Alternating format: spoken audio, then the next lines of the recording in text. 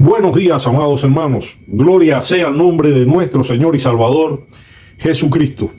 Gracias les damos a nuestro Señor y a nuestro Dios por esta nueva oportunidad que nos da de compartir el Evangelio, la palabra de Dios, para que sea receptiva a ustedes y que sea de edificación a sus vidas. En esta hora les traigo un mensaje en el Evangelio de Lucas, capítulo 22, versículos del 1 al 6. Y Lucas, en el mismo capítulo 22, del 47 al 53. Vamos a empezar por el complot para matar a Jesús. Y la segunda parte, unos textos más hacia adelante, el arresto de Jesús. Básicamente, en este pasaje, quiero enfocar el tema de la traición de Judas, hacer un estudio, un análisis bien breve, porque el tema es bien largo y hay muchos versículos recogidos sobre este tópico. Los 4 evangelios recogen esta traición de Judas efectuada a nuestro Señor Jesucristo. Y leemos la palabra en el nombre del Padre, y del Hijo, y del Espíritu Santo. Y dice: estaba cerca la fiesta de los panes sin levadura, que se llama la Pascua, y los principales sacerdotes y los escribas buscaban cómo matarle, porque temían al pueblo. Y entró Satanás en Judas, por sobrenombre Iscariote, el cual era uno del número de los 12. Y este fue y habló con los principales sacerdotes y con los jefes de la guardia y cómo se lo entregaría. Ellos se alegraron y convinieron en darle dinero. Y él se comprometió y buscaba una oportunidad para entregárselo a espaldas del pueblo. Mis hermanos, estos versículos que le leí es el complot para matar a Jesús. Ahora vamos a leer el arresto de Jesús. Mientras él aún hablaba, se presentó una turba, y el que se llamaba Judas, uno de los 12, iba al frente de ellos y se acercó hasta Jesús para besarle.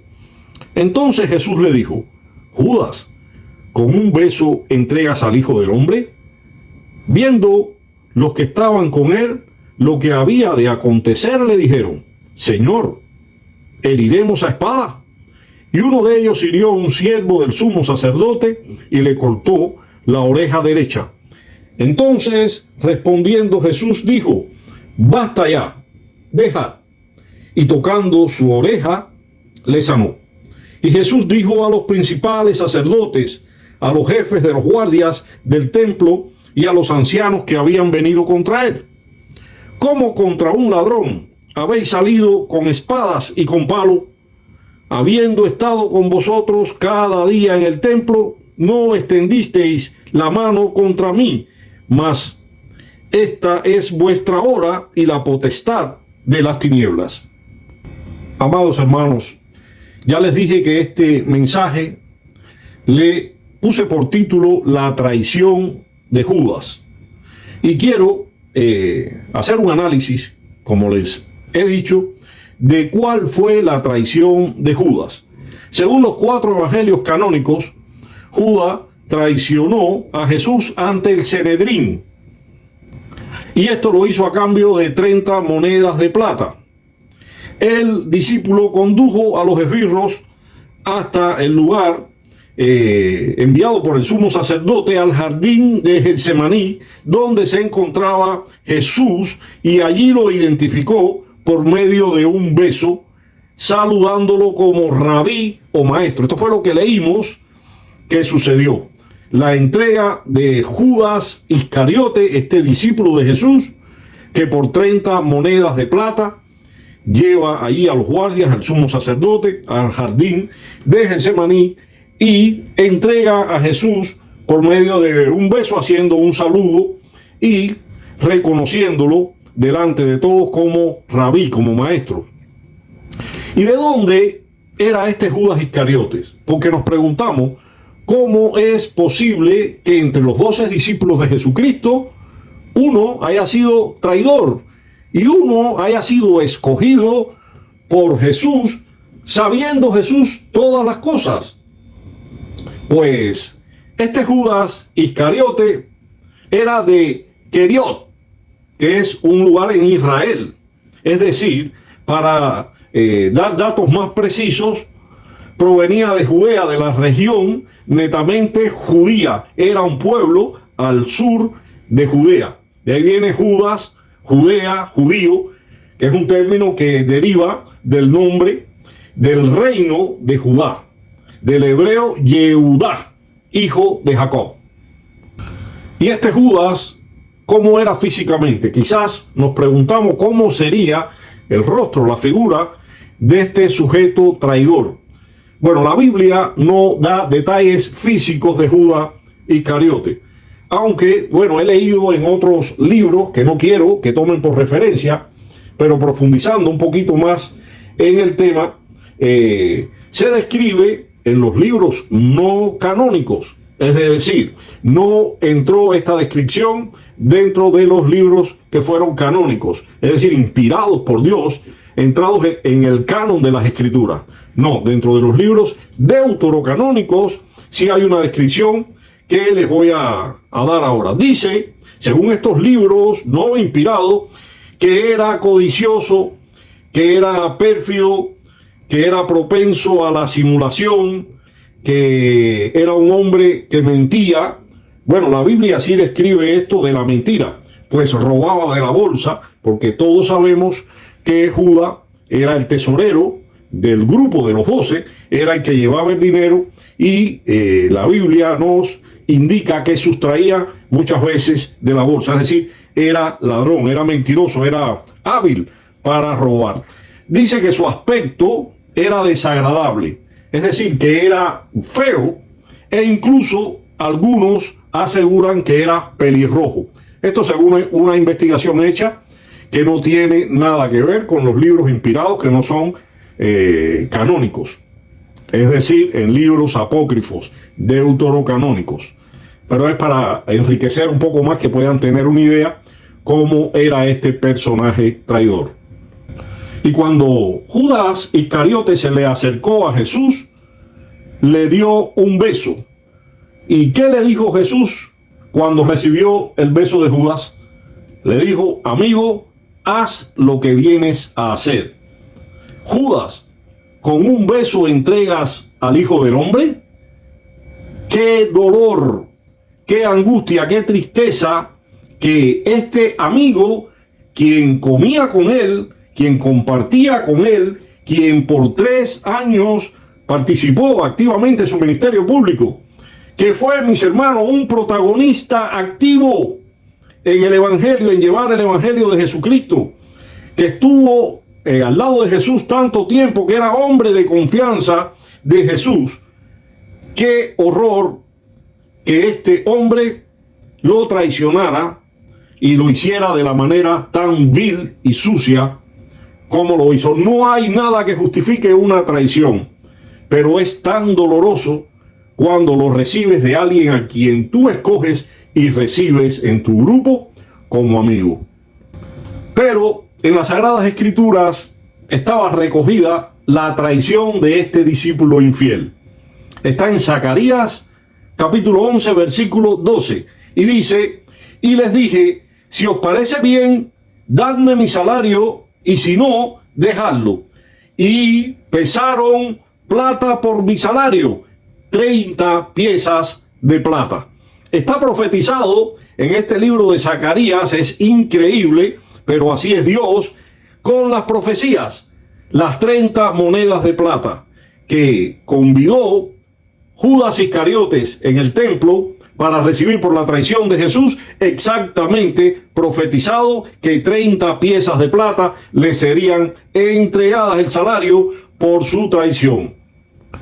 Y nos preguntamos, tal vez, ¿por qué Judas traicionó a Jesús? Mis hermanos, es una tragedia el hecho de que Judas haya traicionado a Jesús. Y podemos entender que quizás fue que se negó a aceptar a Jesús tal como Jesús era, y trató de convertirlo en lo que él quería tal vez que Jesús fuese. Es decir, él quería a un Mesías a la manera que él había entendido que debía ser el Mesías, y no a la manera que el Mesías que estaba delante de él, conviviendo con él, estaba y se comportaba. Entonces, ¿cuál fue el gran pecado de Judas? Sin la menor duda, la soberbia. Sí, traición por soberbia. ¿Por qué no fue perdonado Judas? Nos podemos preguntar.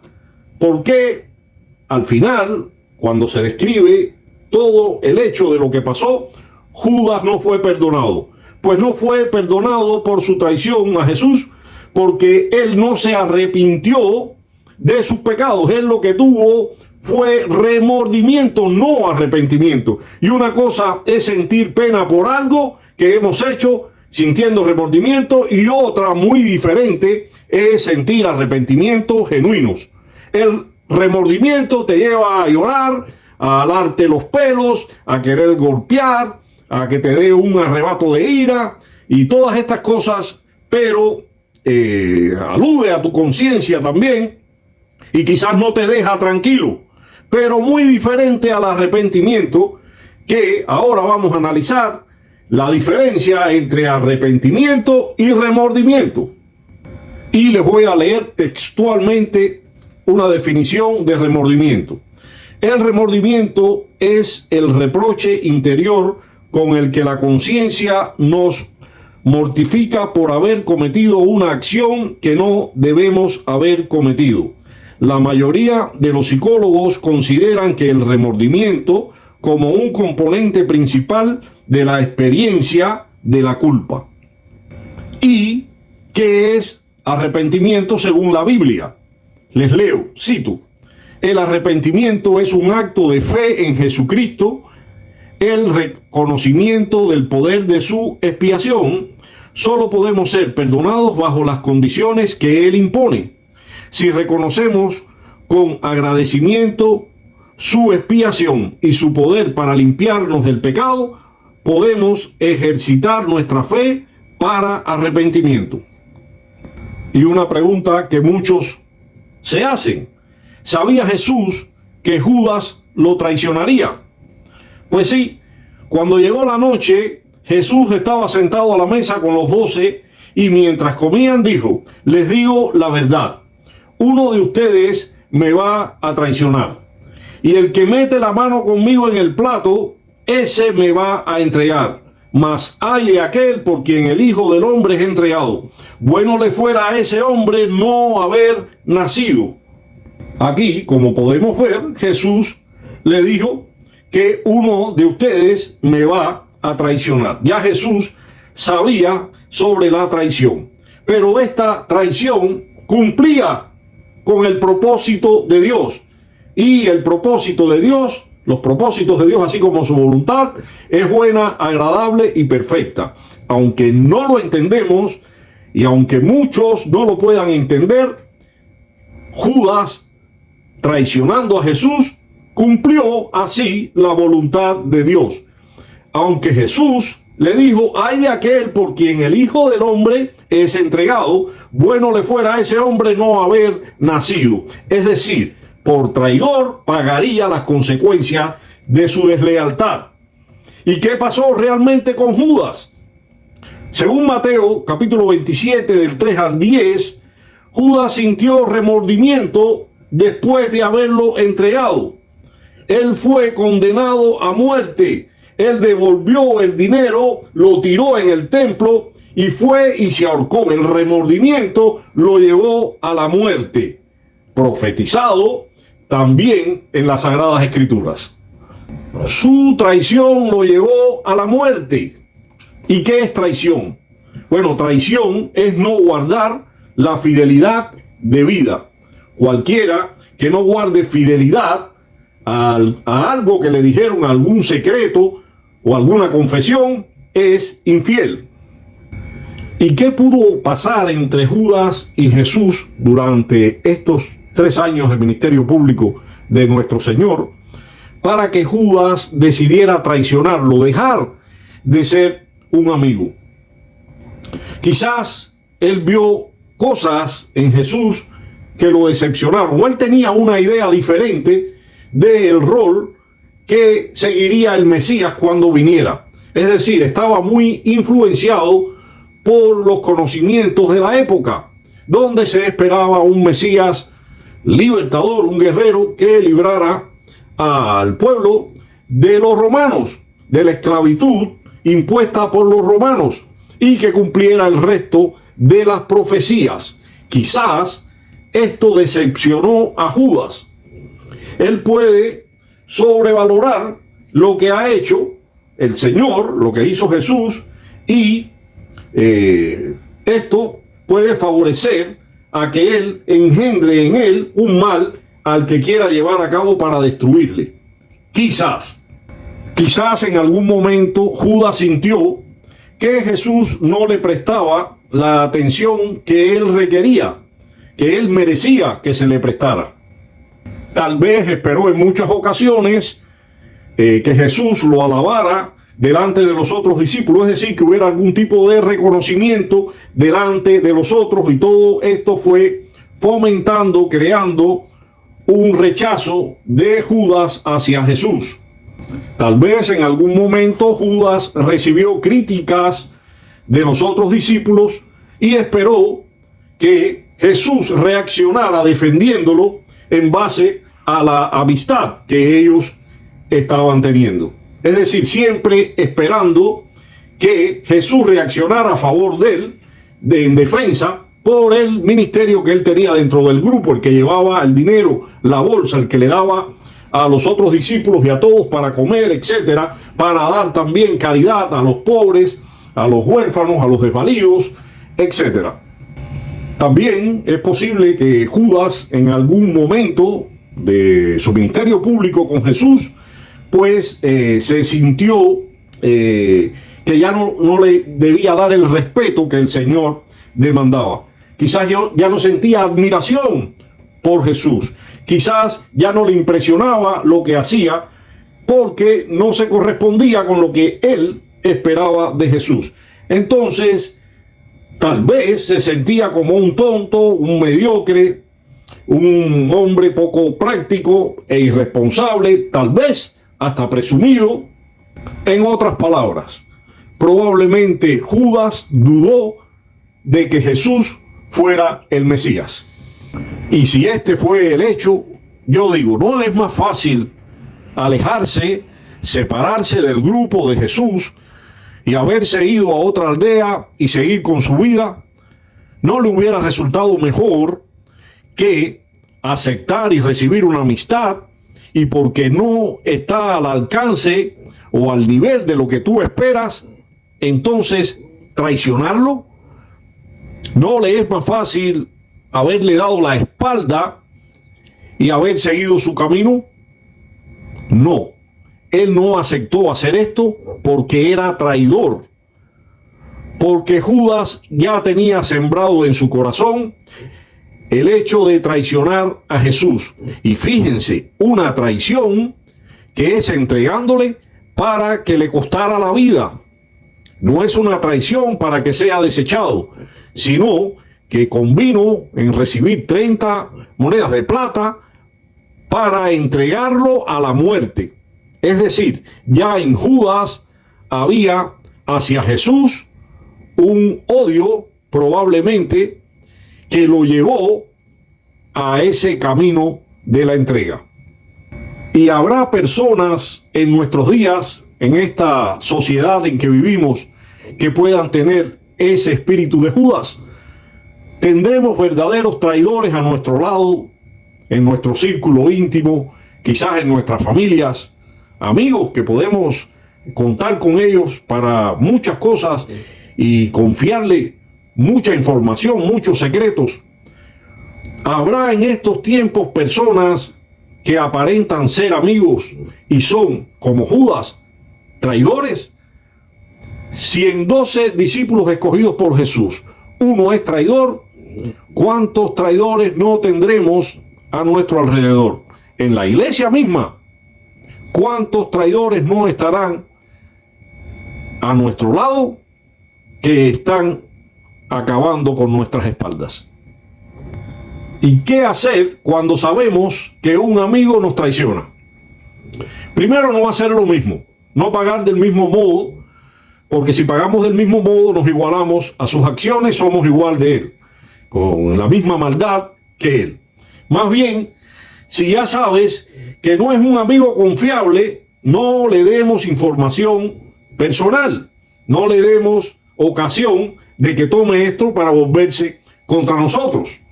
Guardemos distancia, seamos respetuosos, seamos precavidos, oremos al Señor por su vida y condición espiritual, oremos por esta persona con amor para que Dios cambie la condición de su vida, para que cambie Dios su corazón. No entremos, mi hermano, en contiendas sin saber, entender que uno mismo fue quien cometió el error de confiar en alguien que no es digno de nuestra confianza. Somos nosotros quien lo escogimos como amigo, quien le hemos confesado cosas, nuestros secretos y muchas cosas de nuestra vida, y nos equivocamos, cometimos el error de creer que es amigo y es un traidor. Admitir esto, que seleccionamos mal nosotros y que esta persona a quien le abrimos nuestro corazón tiene interés en causarnos mal. Hay personas que no son malas, que no hacen las cosas con mala intención, solo que no saben guardar un secreto, no se lo pueden callar, no pueden retener algo que tú le das que es muy privado. Son personas que no tienen esta educación, que les gusta el chisme. Pero si este fuera el caso, repito, escogió mal a su amigo. Hay personas, porque sabemos que existen, que son dañinas y que no solo quizás murmuran de usted, sino que son capaces también de venderlo al mejor postor. A veces, por no tener ellos problemas, es decir, para justificar problemas que puedan venir, son capaces de adelantarse y venderle, es decir, y entregarle, traicionarle, para mostrarse ellos con la persona que lo hacen como fieles, leales, amigos, etc. Cuando por discernimiento espiritual sea consciente usted de esta verdad, solo aléjese en amor, guárdese usted en paz. Jesús, sabiendo que Judas lo iba a entregar, le dijo: lo que vas a hacer, hazlo pronto. En cuanto Judas recibió el pan, según dice la Biblia, Satanás entró en él. Está en Juan capítulo 13, versículo 27. Jesús promueve el amor, pero Satanás el odio. Y quien entró en Judas, Satanás lo llevó a odiar. Judas no era un robot que estaba programado anteriormente ya para entregar a Jesús. Nada que ver. Judas, de su propia voluntad, abrió su corazón a Satanás y, ya lleno de argumentos, entonces consumó la traición. Si Judas se hubiera arrepentido, Jesús le hubiera perdonado. Bueno, la Biblia no habla acerca de esto. No hay un solo versículo que usted pueda encontrar donde se formule esta pregunta. Ahora, sabemos el corazón que tiene Jesús y estamos seguros que si después de haberlo entregado, Judas, en vez de remordimiento y llorar y ir y ahorcarse, hubiera ido a Jesús y le hubiera pedido perdón y se hubiera humillado y hubiera tenido arrepentimiento genuino, absolutamente, yo creo en mi corazón, conociendo el corazón de nuestro Dios, nuestro Señor Jesucristo, Jesús le hubiera perdonado. Y no solo le hubiera perdonado, también le hubiera restituido. Mis hermanos, el arrepentimiento es la base para el perdón.